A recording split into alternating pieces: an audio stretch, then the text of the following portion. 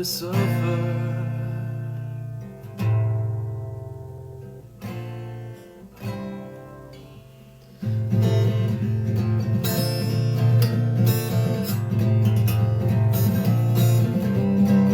I never wanted you to suffer.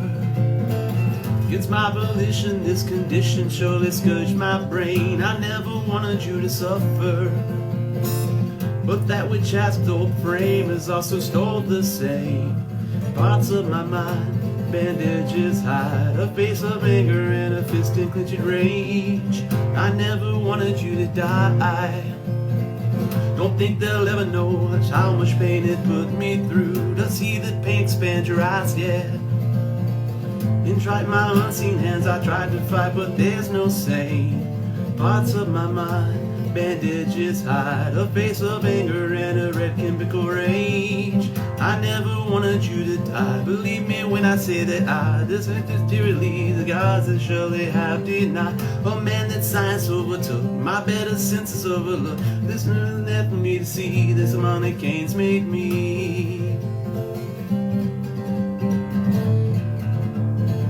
This monocane's made me out of sight and out of mind. This monocane's made me.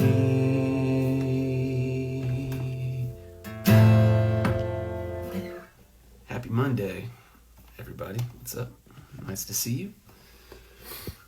That was kind of Monocane Blues. If you guys were following some posts last week, I posted that song. We had some artwork recently sent in to us by our friend Max Schott. He had done some really cool artwork that I noticed, and hit him up and said, "Hey, cool artwork." And he said, "Thank you. If you guys would like some done for Blitzkid, let me know. What monster do you like?" And I mean, there's the obvious for us. All the silent movies clearly have always been in our pantheon from day one. But some of the later monsters, I say later in terms of silent movies at least, Universal, Rogue Gallery, was hugely a part of everything that we were doing in the early Blitzkid days. So I said The Invisible Man, and that's what came out of it, was that painting. So if you guys haven't seen it, it's in the Instagram feed from, I think, last week. But yeah, I mean, it reminded me that we had a song about the Invisible Man that I realized just through posting that image and just talking about the song, that not a lot of people were even aware of it. And I thought that was probably the case because it was kind of a later tune in our, list of songs. I wrote it like fragmentally, probably during Five Cellars Below during that era, but it really wasn't anything that got finished until later. It didn't make it on Apparitional. It just didn't really fit, it felt like. So we ended up putting it on the Split Personalities with Crypt Keeper 5.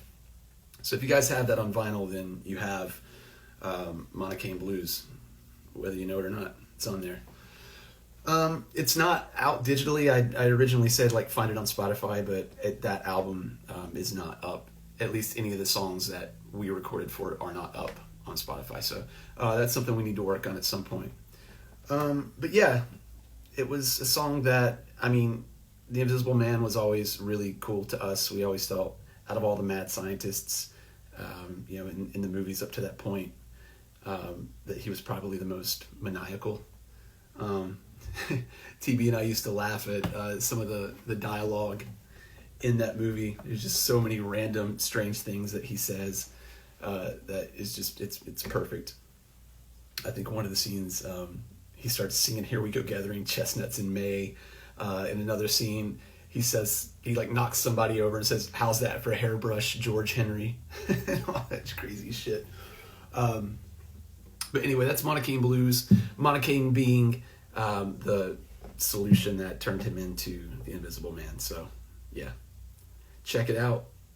I found it on YouTube. We didn't put it up on YouTube, but a bunch of people, I guess, have put it up there to view and listen to, but the one that I linked out to had a really cool video to go with it, so definitely check it out. It's a good tune, I think. So anyway, enough about me. What is going on in your guys' world out there? How was your weekend? Father's Day. Where's all our fathers at? Kick ass, right on. Yeah, so anyway, let's see here. Someone asked, how do we create artwork for your band? Just whatever you want to create, send it over. We'll use it for something for sure. I have a whole folder of like not only artwork, but tattoos just that people have sent over, and I've been trying to be more diligent about posting stuff like that, because there's so many cool art pieces and like just tattoos for that matter that people have gotten that are Blitzkid related. You know, I want to make sure that those get out a little more, because I speak for TB. I know when I say this, it always astounds us whenever we see people getting like Blitzkid tattoos and just sending over awesome artwork. So we always appreciate it. Thank you guys very much, especially considering we haven't even really been like an active band in over almost a decade. So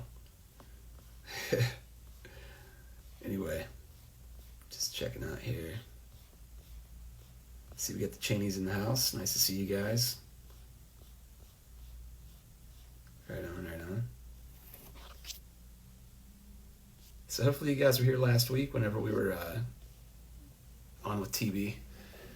We went a little lengthy last week. I apologize for that, but it tends to happen. Either way, whether I'm here by myself or with guests. So yeah, Revamp says it's really sweet. My wife watches all of my live streams. Yeah, man. Biggest fan, I guess, right? Psychological Disasters asking what kind of guitar this is. This is actually a Yamaha. Right here. So, I forgot the model. It's a fairly new purchase. I had gotten it for the Blitzkid tour, for Escape the Grave, for all the VIP stuff that we were going to be doing, before the shows. So, I have my acoustic bass already up here, but we needed a little more road, rugged guitar. And Yamaha has always been good for that. They make really, I think, solid instruments. So, shout out Yamaha. But yeah, and it's kind of a bummer it hasn't got any road use yet, but it's definitely been used every episode of these streams. So do I ever get any feedback on my writing? Is she critical? Sometimes I'll ask. I'll be like, hey, how's this sound? Sometimes I'll get a sometimes I'll get a, so no shows this summer. That's actually, we were scheduled to play the Zombie Stomp down in Tennessee. I haven't had a chance to update our website yet, but breaking news, we're not going to be able to play that this year. As far as I know, like the fall shows are still on, but until America opens up again on a full scale, I don't really see how it's possible to tour consistently, because it's one thing if you've got a couple of states open, right? But then, you have the entire Midwest to go across. You have, the northern states, the southern states. You got to go state to state to state, city to city. If Alabama ain't having it, then how are we going to get to Texas, right? So we're just playing it by ear right now. We're going to see how it all goes, how things are looking. We're holding out hope. We're positive and being positive about it. Staying in contact with our booking agents, and they're in touch with promoters and all this shit. So as far as I know, we're good to go for the fall. But anything prior to the fall, which really was only a Zombie Stomp, it's not going to happen for us this year. So hopefully we'll be able to get back out and do some stuff. At the end of this year, we'll, if we're up and running, we'll try to get some roving midnight shows out in the ether too. So we'll see what happens. Met us at a Calabrese concert in Santa Ana. I think I remember that show. That was a long time ago, man. So, funnily enough, Blitzkid has never played with Calabrese, Davey, but I did play with Calabrese with Mr. Monster, and that was, I believe, I can't even remember where it was. I think it was like, I think it was Phoenix probably. I believe it was somewhere in like Arizona, and then we were supposed to play like Havasu the next day, and something happened. So that was my first time hanging out with those guys. And there's this really great picture of Calabrese, myself, and Jared from Zombieast floating around the internet somewhere where we're all babies. So, yeah, I mean, it's weird for shows right now.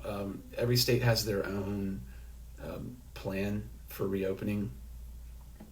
I mean, some states aren't even reopening. Nobody really knows what's going on. I think we're all aware of that. We're clearly not out of even like the first stage of this thing yet, I don't think. I think the summer's probably going to reveal a lot. I think if it is going to like be a second wave, the summer's going to have a lot to do with that happening by the fall. So I think we'll know something by then. But let's see. Yeah, Kevin Shea saying, are we doing a Roving Midnight set at Trihawkson? We are, yes. So, that's still, we've got that scheduled for the fall as well, holding out. It comes down to a lot of the venues too. Unfortunately, what, a lot of people are coming to realize now is some of these venues aren't going to be around, unfortunately, in the fall. That's just an unfortunate, I guess, byproduct from all of this. I'm holding out hope, but, a lot of these independent venues, I mean, they're not getting funding right now. Most of the state planning for reopenings are live music's the last on the list. So I know here in my town, a lot of like local like breweries and smaller independent businesses have definitely felt the bite of it. They've closed down. So we'll see how October goes. But irregardless, whenever it is, we're going to hit the road. So no worries there. So Zombie Rose is saying Gilman with Calabrese. Yes, Roving Midnight played with Calabrese a number of times, which is cool. But as far as Blitzkid, we've never had the distinction yet. So, yeah, Georgia will be shutting back down, someone says. Yeah, I mean, there's a lot of cases happening. It's summer, you know what I mean? Like, social distancing's hard when people want to go outside and, go to the beach. Interestingly enough, I live in Connecticut, and I was scrolling through Instagram today, and there's a sponsored ad from Michael Bolton. He was like, "Hi, I'm Michael Bolton, and I live in Connecticut like you, and I want to go do shit as well, but stay inside." And I gotta say, I agree with Michael Bolton. Never thought I would say that, but I realized that this year, this Halloween will be on a Saturday. Okay, it'll be a full moon. And it's daylight savings time, which means you'll get an extra hour of Halloween. So please, for the love of God, everyone out there, don't fuck this up, okay? Don't fuck this up. We want to go out on tour this Halloween.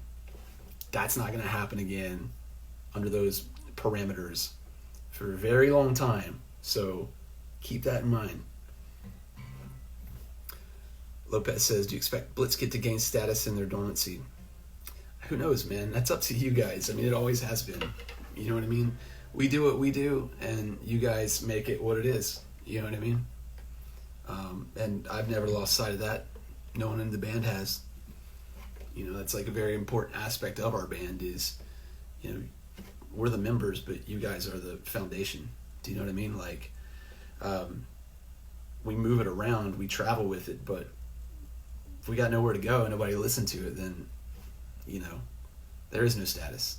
So, yeah, I mean, it's weird, in retrospect, to look back over the past nearly 10 years where we haven't done anything, and, see that we've still kind of like kept people's interest, even though we've been inactive as far as like touring and writing, and that's a feat, man. It really is. The public, myself included, all of us, have short attention spans when it comes to certain things, especially entertainment. But I think that's how you know that you've become more than just like entertainment, is when people still care about what you're doing even when you're not entertaining. Do you know what I mean? That's when you become like a part of something bigger. You know what I mean? And I think that's what we always wanted with Blitzkid to begin with. It was entertaining. It was fun. I mean, of course, we love putting on makeup and spitting blood and driving in hearses and things like that, and we still do. But our ultimate goal was always to, be able to make a connection somehow with people in a way that, like you guys fly the plane, so to speak. And I guess we're at that point, that's no reason to kick back and be lazy on our end. Not at all. But, I have that perspective now, and I'm grateful for it. So if anything, I feel like more of a renewed responsibility towards everything Blitzkid was and did. Just because, it goes beyond what I think now, and, what TB thinks. And, we think good thoughts, don't get me wrong. But, when you live it, it's just like anything else. You guys, in your own lives, you have all of your things that you do that it's not that it's not special, but you don't think about it, right? It's just what you do. So, yeah, we're very fortunate. So that's my long answer to that. Let's see here. Someone's asking, Cheney's music, what are the most popular punk bands and bands of any genres out of West Virginia besides Blitzkid? West Virginia it's an anomaly, man.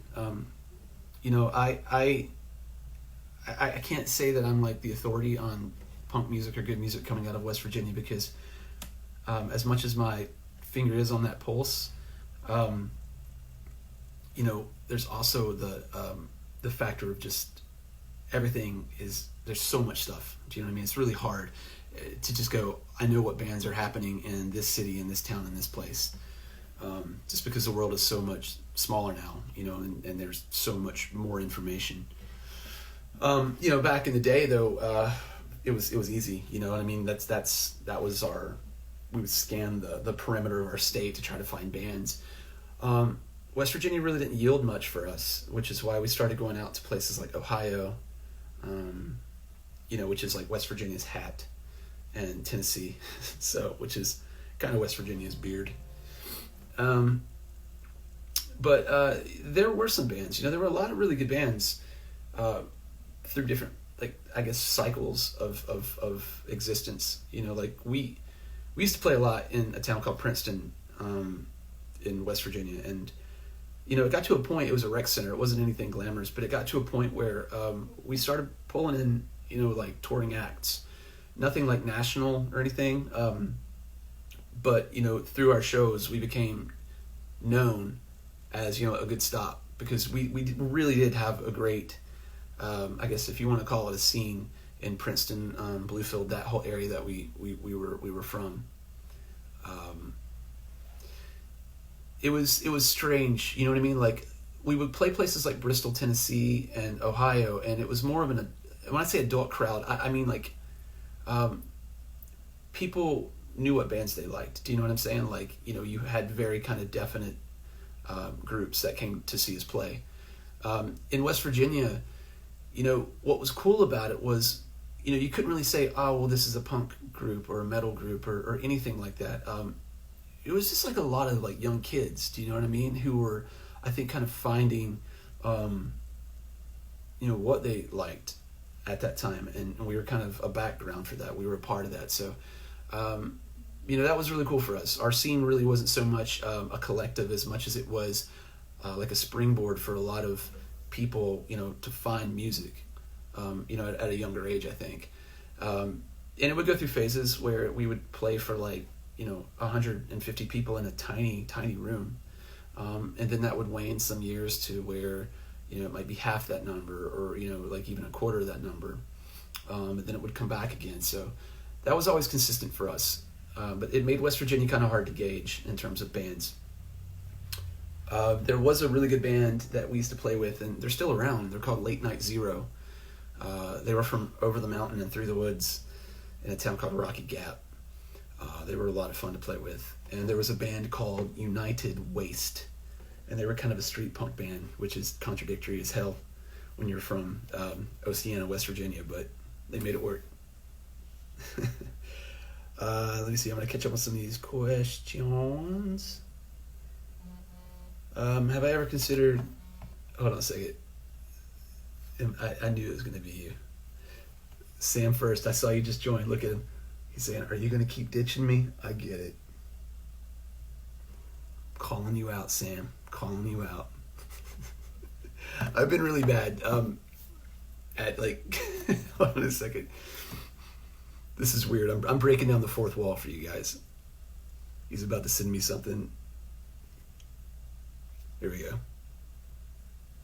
This is his reaction. So Sam, if you guys aren't aware, I'm going to jump over to this for a moment. I'm going to give you a plug, buddy, since you're mad at me. Sam's a really cool dude. Runs Monsters Are Good. If you guys check it out. I made a post a few weeks ago about some merchandise that he put out over at his page. He's doing a really cool fundraiser, well, not fundraiser, but product line that he's donating to some charities. It's a really cool, like Monster Hand, Monsters Against Racism. So go check his page out. Monsters Are Good. Does a lot of really cool work. He's done some stuff for myself in Roving Midnight, which I've yet to be able to unveil because of circumstances. But you may recall our merch that was kind of ready to roll out for Escape the Grave. He had done the Bat Whispers, we called it, t-shirt. Let me see if I can find a picture of it. There's no way I'm going to find it. The Blue Bat. So Sam does a lot of cool work. We're going to get him on here. He was supposed to be here last week, but I brought TV on because they have a new album out, A Gathering of None, and we started talking about everything but that. If you guys were here, you know. And we actually forgot to even talk about his album. So I'm going to do that for him now and mention to you guys that TV has a new album out in A Gathering of None called Give Up the Ghost. And it's over at Spotify, probably wherever you get music. I'm sure you can find it. And it's a really catchy album, man. I gotta say, I've had the song Give Up the Ghost, that riff, stuck in my head for about 2 weeks now. So TB knows how to do it. He knows how to write a riff, for sure. But I'm sorry, Sam. I will get you on here. I am, I'm just a terrible person. But no, Monsters Are Good. Check them out. Awesome dudes. Let's see here. I'm going to jump back into some of these questions. Have you considered setting up a show in a barn or a shed somewhere? Yeah, that would have been much easier if I still lived in West Virginia, because I know plenty of barns and sheds. Not so much where I'm at right now. But I have thought of that. I did set up a Twitch channel. I got to admit to you guys, like I'm still on the periphery of that. I don't really... know too much about it. I just haven't had a chance to really get into it and figure it out. But if you are on Twitch, if you look up, I think it's ACWNN PROD or ACWNN, I can't remember, but I have a channel there. So I am set up to do some stuff at some point. So we'll work on that. So yeah, Save Halloween. Going back to that, that's the new hashtag. Save Halloween. Full moon, daylight savings time, which means extra hour Halloween, Saturday night. Like it cannot be fucked up. Oh, let it be on the record. Sam still loves me. All right, you're kind of here. What I should do? I should FaceTime Sam, and then put him on here so he sees himself while he's talking to me. Break down the fifth wall. Let's see here. Blitzkid and Argyle masks. Hey, I'll tell you what. We have a Blitzkid Halloween mask. I don't think it's in here, but my good friend Nathan, is this guy named Nathan Harlow. If any of you guys had this mask and you know what I'm talking about, I wish I had a picture or had one here I would show you. But I met this cat back in 2003. Whenever we played a thing called Slaughter at the Sock Hop, which was a show that yours truly had put on in conjunction, I guess you could say, with our record label, Antidote Records, at the time. We had all kinds of cool bands, you guys. We had The Undead. We had Steve Zing's band down there, Doomtree. We had Cancer Slug. We had Green Goblin Project. Crypt Keeper 5 were slated. Mr. Monster. I mean, the list goes on. The Rock City Morgue, which is Shawnee Assault from White Zombie. She was there. So we had all these killer bands, man. And we had tables. It was like a very early convention era style scenario before all that kind of like really kicked in.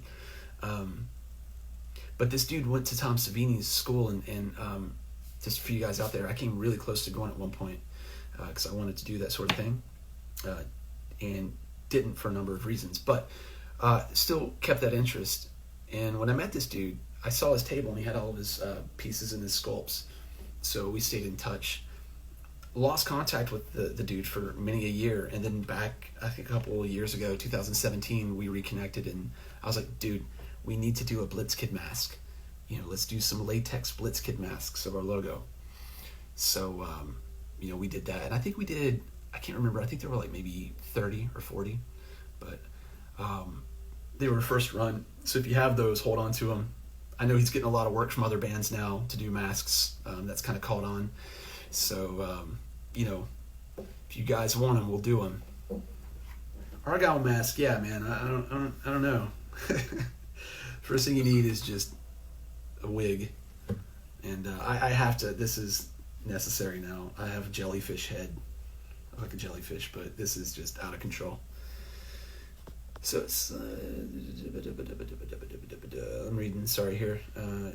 Someone says it sucks. They just started getting back into trying to do music and can't do shit except write songs. It's all you need to do, man.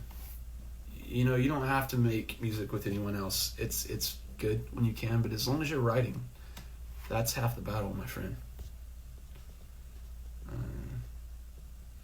Would we still do the fall tour if only half the states you're playing are allowing shows? I doubt it. And that goes back if you missed earlier.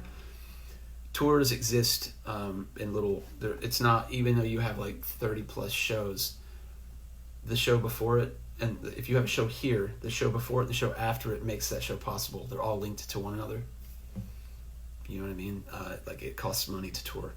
So if you're making a little bit and then you're spending twice the amount to get to the next show, it's not an issue of like coming home with money. It's an issue of like having money to make it work. We want to do it right.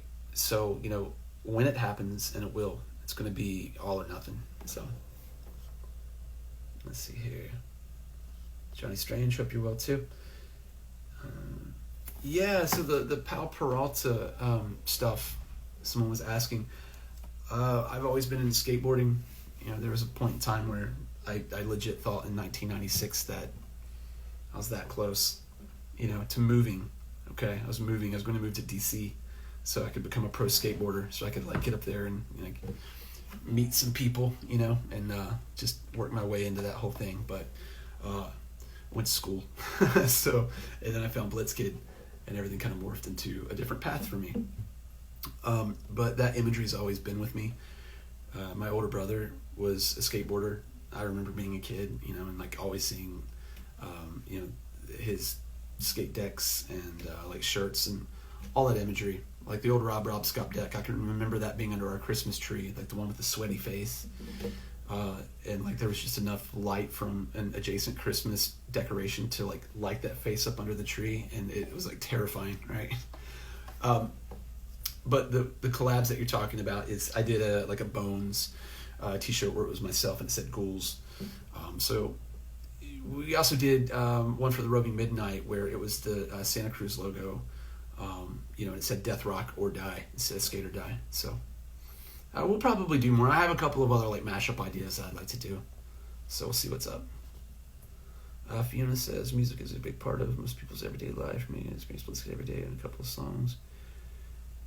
No, I mean, so for example, it's not weird to when people say like, or to have this perspective that I have. It's not weird, Again, it's I feel that way too. I'm a fan of music. I'm a fan of bands. So I know how powerful music can be.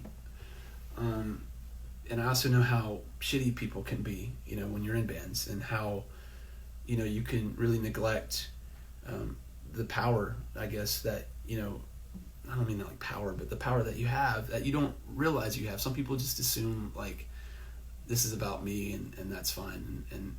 But I have always felt like when you're doing this, you need to be aware that, you're sharing it, and what you share turns into other feelings and emotions for other people, right? So you got to be aware of that. You got to be aware that what you're doing goes beyond you. And I've always tried to do that. And I know TB has too. So, when people say like, it means a lot to me, I get it, I feel it towards a lot of other things in my life. And I just feel lucky. That's why I'm here. You know what I mean? That's why I'm doing these things.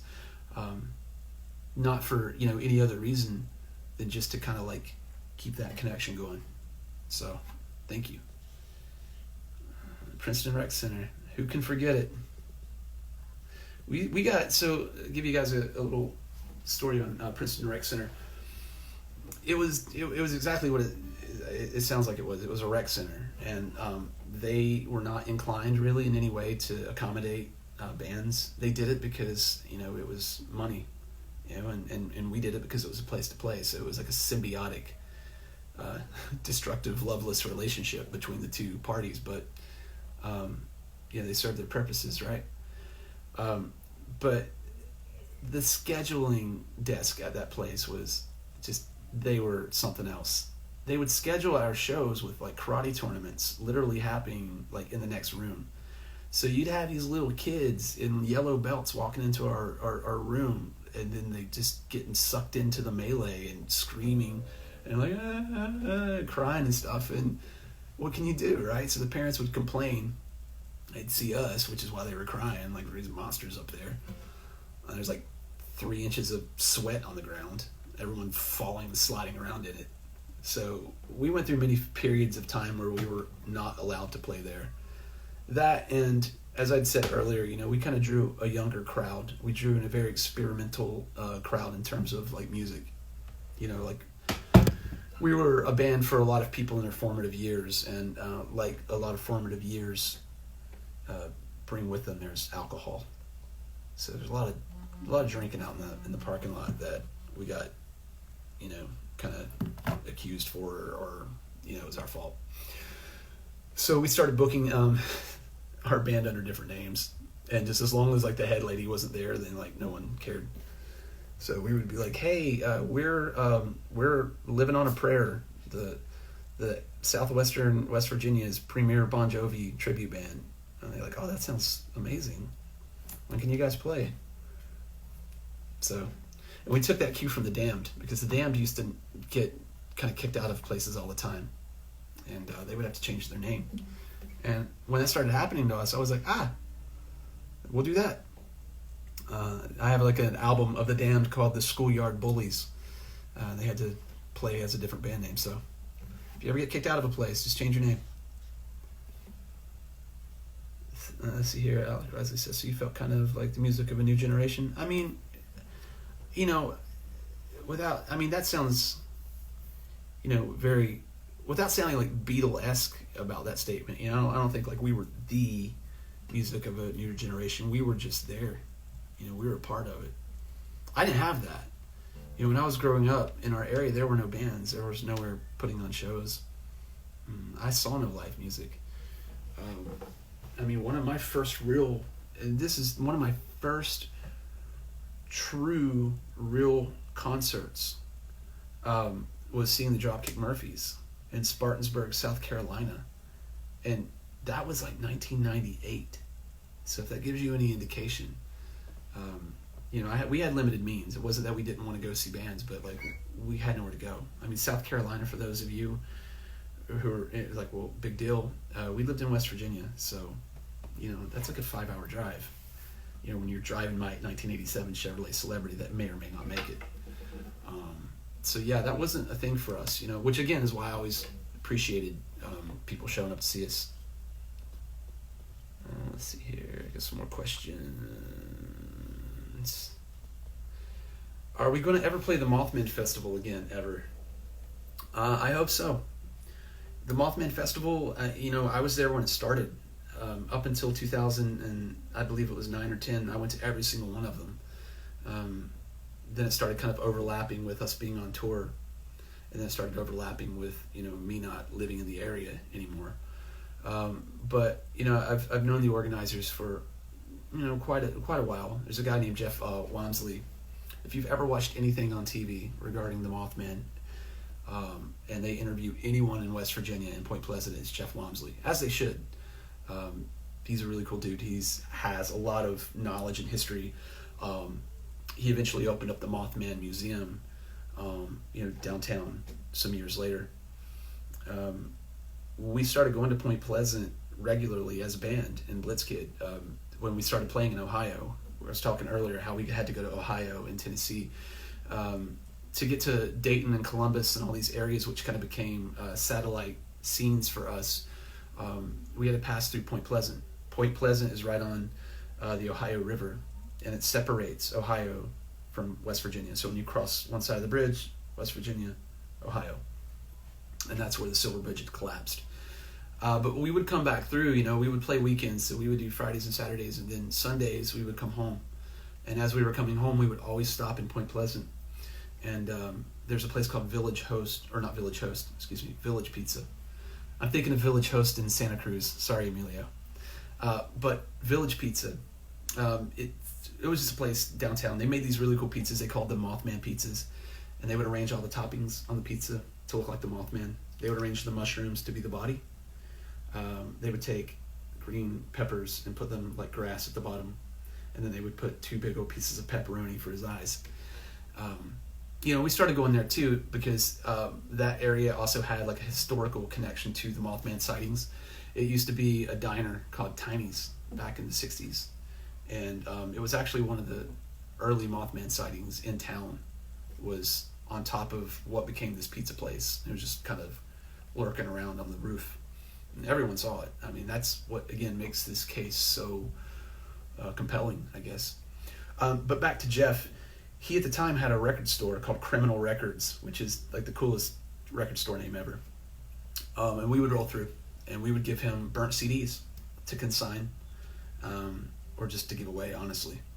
And at that point in time, we were using the Mothman more in our imagery, and we had a little 1-inch button that said, "Keep West Virginia Scary," and it had the Mothman on it. And you know, that was kind of our early beginnings of getting to know Jeff. And then the festival began, and then the museum opened. And that pin is still in the museum. So if you're ever in Point Pleasant, West Virginia, and you go into the Mothman Museum, if you look, you'll see, I don't know where it is right now, but there's a 1-inch button that says Blitzkid, Keep West Virginia Scary. And that was one of our very first pins from like way back in the day, 2001, 2002. On a side note, if you're ever in Flatwoods, West Virginia, which isn't very far in terms of traveling in West Virginia from Point Pleasant, definitely stop by in Sutton. They moved to Sutton, West Virginia, right outside of Braxton. It's in Braxton County. But the Flatwoods Monster Museum is there. And the guy who runs it, Andrew Smith, super awesome guy. Very happy to see him in charge of, I guess, keeping this whole thing with the Flatwoods Monster rolling. Namely because it's kind of like the redhead stepchild of, you know, it's in Mothman's shadow a lot of times, but the story is very compelling. And that's the song, my song The Being is about that. But he has a museum, and I've got a lot of stuff in there too. I've got, you know, a signed copy of the split that I originally did with the Big Bad, that The Being was on vinyl. But playing the Mothman Festival, that's always been hard because it's a family event. And I've never really been in a family event format with what I do, or Blitzkid, even though we had Genus Unknown. You know, that was like here's our big end, but it's not that vibe. So by the time I started doing Hollow Bodies, I realized that it was less loud and more accommodating to events like that, which isn't why I did it, but you know, it's a nice byproduct. So I started trying to work it out to where we could play the festival officially, but it's never worked out in terms of logistics. So what we started doing was playing shows during Mothman Festival, but not officially part of the festival. And we had 2 Hollow Bodies shows, the very first one, and then the second one, 2 consecutive years in a row at a place called the Lighthouse. And those were really cool shows, but unfortunately they're not there anymore. And I'm not really in the area, so we'll see what happens. My heart is definitely in that area, and it always will be, so I can't imagine that I would never be there again. Hang on, you guys. I did something wrong here. I'm going to comment so this goes away. There, okay. Cool. Yeah, it sucks they canceled this year. But again, what can I do, you know? Pascal, nice to see you, man. I miss you too, my man. Yeah, Bon Jovi. We should have figured it out. Black jacklight shirts with bright orange, yellow or orange lines. Yeah, pinstripe. I've thought about doing like a pinstripe one. You know what I'm saying? Let's see here. Sorry, I'm catching up on some of these questions. Monsters are good. Sam says they mean face masks, ding dong. I don't like your tone, Sam. First, you were banished from the chat room. So Sam, let's do an Argyle, Goolsby, and a Blitzkid Halloween mask this year. Who's with me out there? Sam works in conjunction with Trick or Treat Studios, so we demand Argyle, Goolsby, TB Monstrosity, and Blitzkid masks. So if you guys would like that, sound off. Send me. I see a bunch of hearts first. I hope you're watching this. Don't break these hearts. There's more of them. If you break these hearts, I'm not asking. I'm telling you. I'm just kidding. This must be... AJ says, this might be an unanswerable question, but what images from any movie genre has stuck or inspired you? Honestly, that's a really good question. And I think for me, this is kind of off the beaten path. You know, it's not a typical answer. But if you guys have seen Lord of the Flies, 1987, starring Balthazar Getty, who later played in Young Guns 2, I think he was in Star Trek maybe, but that movie, which is a remake of an original, like I think it was 1958 version of the same novel, written by Sir William Golding. That book changed me in many ways. Where I didn't have rec centers and I didn't have bands, although I had tapes and things like that, I had books. So, you know, that was what I was wrapping myself up in, was books when I was like 12, 13 years old.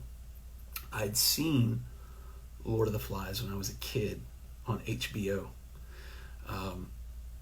And I later read the book, and it was just one of the best books and still to this day, the best books ever written. I don't want to go into a big diatribe about it, but there's so much to that story. When I was a kid, you know, it was frightening.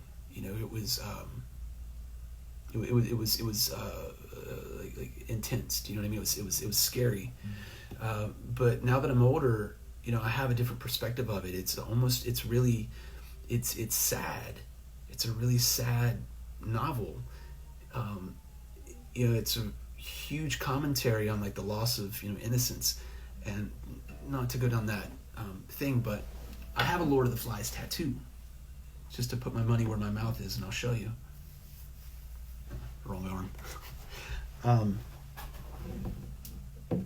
I don't ever see this one, but let's see if I can show you. Oh wait, it was the other arm. Stupid arms. Check it out. Right here, if you guys can see my stinky armpit. Can you guys see that? See the broken glasses?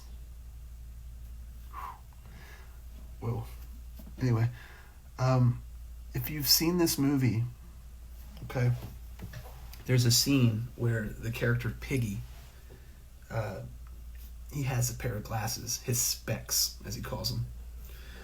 And they're instrumental in providing the kids on the island with fire, okay? As the group split between Hunters and Piggy and, not Jack, I forgot his name already. They wanted the specs because they wanted the fire, because the fire was something the Hunters needed. The Hunters needed the fire. So Piggy, trying to be the voice of reason, okay, goes over with the conch. You guys see my conch shell right there? He goes over to the Hunters' side of the island and he takes his conch because he's still, and this is where it's sad, the other group had regressed. They lost their innocence, okay? And they're about to lose even more in the upcoming scene. But it just goes to show the fragility of being youth. You know, like you have these ideas, these concepts of safety. Like the conch was what kept the island unified. It kept them all together. So he felt safe holding the conch. He's like, I have the conch, let me speak. So they're up on top of this bluff, listening to him as he talks. All right, and they just want the glasses. So I think his name was Roger. He was kind of the brute. He was the heavy in the story. Takes a stick and pries off a rock, and the boulder falls down right on the Piggy's head and cracks his head open. And if you read the story, the way they describe his brains mingling with the surf and the foam, it's pretty imprintive. You know what I mean? Like I remember reading that and like it really left a visual with me. But the movie, you know, that was a huge thing for me. It was a symbolic moment, and that stayed with me because it's the death of reason. You know, it's at that point when you lose reason. You know what I mean? Like you change. You know what I mean? That's when you turn into a monster, when you lose your reasoning. And I guess in a way, adults are all monsters. Do you know what I mean? Because you get to a point where you think that it's irreasonable to act like a child. But how many shitty things did you do as a kid compared to what you do as an adult? So which is more reasonable? Do you know what I mean? There's a lot of like parallels and a lot of doors in that movie and in that book too. I highly, highly suggest any of you guys right now in this downtime to read that story. But yeah, that's probably one of the most prolific scenes for me that stuck. Horror movie wise, you know, there's a lot of, obviously Night of the Living Dead. That was for me, and still is probably one of the scariest movies made in terms of ambience. Bill Heinzman, the zombie, the fact that he just is unstoppable. You know, she gets away, but he somehow knows she's there. And there's that one scene where she looks out and he's coming across the field. That's deep. So anyway, sorry for my little sidetrack onto Lord of the Flies, but I had to share that with you. So first, I don't know if you're still watching this since you're trolling me, buddy. Just kidding. But I've seen a lot of people saying they want Argyle Goolsby TV monstrosity and Nosferatu masks for Halloween. We already started #Save Halloween. Don't ruin everyone's Halloween. So let's see here. We got Thomas. What's up, Thomas? History teacher bring up the hard topics. What do you feel about telling Michael Graves loves music, having trouble supporting his ideals? Yeah, man. I have to say that I disagree with them. You know what I mean? Like and I'm not getting into personal like affronts here in people's lives. I know Michael on a personal level. And I've never had any sort of experience to lead me to feel in any way, through my interactions that there was anything for me to like step away from or feel weird about, because I'm certainly not in any way, shape, or form of that mindset. So yeah, I have a hard time like reconciling and understanding, you know what I'm saying, like a lot of the stuff that is being said and is going on. I really don't know, man. I don't know what to tell you. As I said, for me personally, I've just been trying to really focus on this time right now to get into this new album that I'm writing, which is good. Not to segue, but I did want to tell you guys about that. I think I've mentioned it in a couple of albums or episodes before. There is a new album in the works in terms of Roving Midnight. And I'm really, really excited to record this. You know, the first album, Saturnalia of the Accursed, that was more or less kind of revenants of Blitzkid songs. You know, it wasn't that they were just like hastily thrown together without any care, but you know, like when there were pieces, they weren't finished, like Baskerville, for example, or like Spiders and Flies. Songs like that were meant to be Blitzkid songs, but like Monocaine Blues, if you were here earlier, they just didn't find their way on, or they didn't get finished. So that was kind of like my you know, experimental album in terms of I was doing a lot what I consider, at least when you compare it to Blitzkid stuff, more somber, death rocky inspired stuff. So when Dark on Your Doorstep came out, you know, I think a lot of people were expecting that to be you know, the direction that I continue going, but I really just honestly wanted to put out a really good you know, what we call in West Virginia barn burner. I just wanted to put a nice solid horror punk album together to throw out there. The next album, the one that I'm working on now, like, not to be the guy who says, oh, I found my sound, because, you know, I don't feel comfortable saying that, but I've definitely found the equilibrium. And you know, I've been happy with everything that I've done, but I'm really, really excited about this one. So I'll keep you guys posted. You know, I need to get my score out first, though. That's the thing. Before all this lockdown, happened, you know, the Nosferatu score I've been working on for the past year was supposed to come out a few weeks ago. Actually, no. Yeah, a few weeks ago. So let's get that done. Let's get a new album out, and we'll see where we go from there. Let's see. I'm rolling down here. Still waiting on a song about your golem. I have one. I do. So I don't want to give you the title. It's not the Golem, because I'm sure there's another band or bands that'll do that instead. But yeah. Interestingly enough, I just throw this out here to you guys. Saturnalia the Accursed is actually a line that I had read in Charles Fort's book, one of his early books. And Charles Fort, if you're unfamiliar with him, taking this back to cryptozoology, he was one of the forerunners of cryptozoology and bringing that, you know, into I guess the lexicon and really kind of pushing the concept of cryptozoology and cataloging. If you hear things called Fortean, like it's a Fortean event, that's relating back to Charles Fort, but he had a term that he used, the Saturnalia of the Accursed, speaking of these creatures, and I felt like I fit in with that, so that's how that happened. AJ says, when Blitzkid broke up, was I nervous about creating new projects, considering other paths? Yeah, absolutely. You know, when you do something for a very long time and then you don't do it anymore, it leaves you with a lot of questions, and a lot of options, I guess, if you can see them. You know, I went back into tattooing just because I had finished my apprenticeship way back in like 2000, and I worked at a really reputable tattoo shop. I earned my apprenticeship under a really reputable company, but was given the ultimatum to you know, play music or tattoo. And shout out Drew Manley if you're out there watching. That was the guy who apprenticed me. I totally respected that decision, you know, and that ultimatum. It was hard, but you know, I chose music. I did it for a very long time, so of course when that was no longer in my life, what do? I'd substitute teach for a while. I didn't really want to teach. I respect teachers. I just don't think that I have that form of tenacity to make that work the way it needs to be done. Plus, it's a lot of pressure, man, to be responsible for the education of people, kids. So I just try to do that through music.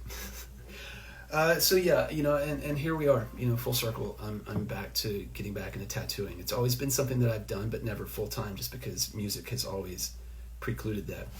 So let's see here. A couple more questions. Trace of a Stranger is from the Golem. Let's see. Trace of a Stranger. Yes. So there is a line where it said, "And no trace of the stranger remained." So that is from. I think that is the Golem. I believe you're correct, good sir. I know it's a silent movie. I should know, and I probably do, but I'm thinking about Lord of the Flies. I'm thinking about tattooing. I gotta get the Rolodex in line here. Would Apparitional be considered your first solo album? I don't think so.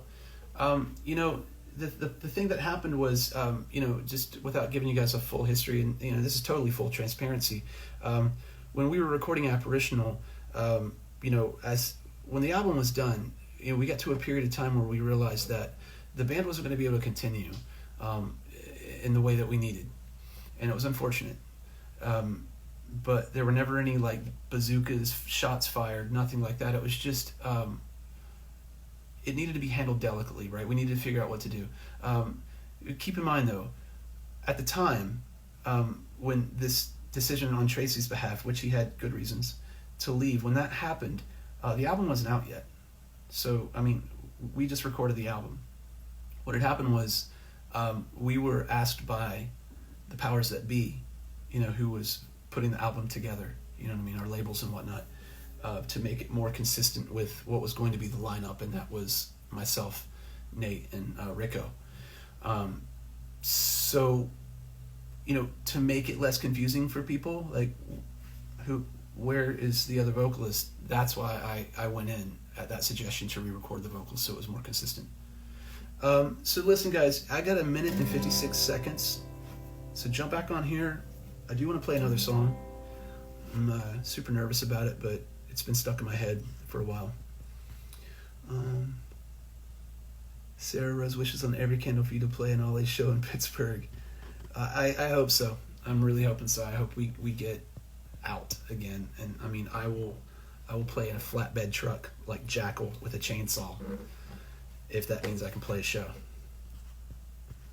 So heading to West Virginia to count. Yeah, we'll be there. We do have a show in Morgantown at 123 Pleasant Street. That'll be on the Escape to Grave tour. It'll be the last day of the tour, whenever that is. Let's see here. How many takes did you have to do to get the opening on the song Nosferatu? I'm not sure what you mean. Vocally? There's a lot of layers on the Anatomy of Reanimation version. There's a lot of people screaming on that. But yeah, I don't think on the Let Flowers Die version, I don't think we did 2 takes of anything. That was just our we got our money from telemarketing, and let's use this paycheck before we spend it on comic books. So, any unreleased songs, TV songs from Apparitional? There is, I believe. So, the maniacal laughter. Yeah, that's just a lot of yelling. So, all right, guys, I'm gonna go ahead, cut this off. We'll come back. I'm gonna play a little bit more, answer a few more questions, and then we'll talk about Beauty and the Beast. Okay, so I'll see you in a minute.